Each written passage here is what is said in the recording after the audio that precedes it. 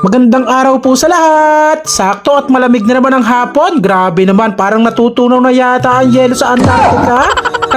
Sakto yung dating natin dito, paalis si Ma'am Joy at talaga daw kinulang na yung kanyang mga panrikado dito sa Pansit Bato. Talagang napakarami pa rin pong kumakain dito at talagang dinarayo pa rin. Ikang kanya-kanya lang naman tayong panlasa. Kaya sa aming mag-asawa ay talagang pasok na pasok ang lasa na ito. Kahit doon pa lang sa kanilang naunang pwesto, pinupuntahan na natin sila. Talaga namang na-addict na agad tayo dito.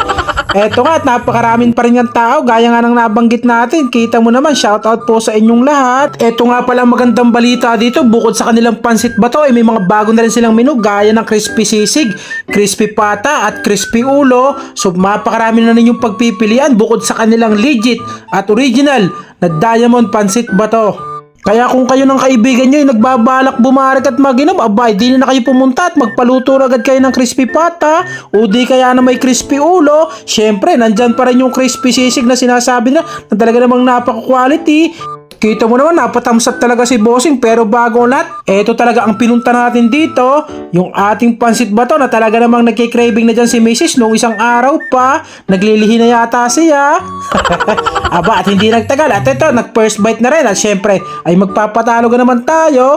Pabobilehin lang muna natin siya. Syempre, tayo na ang susunod dyan, at talaga naman atin na rin titikman, at tayo'y gutom na gutom na. Oh.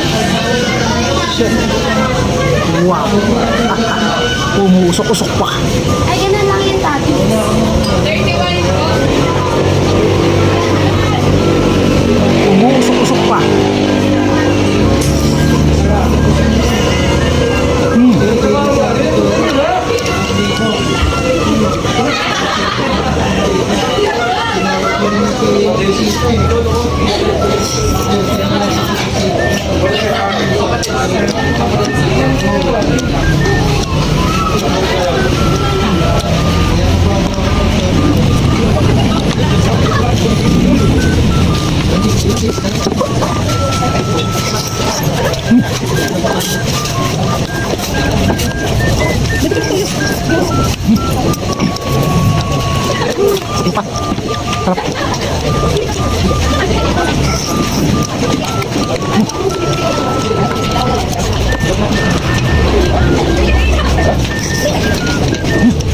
Matapos tayo mga lahati doon sa ating kinakain Pansit Bato, ito naman ang ating pinagtuunan ng pansin, yung kanilang homemade siomai dito na sa halagang 10 piso ay talaga namang napakalaki.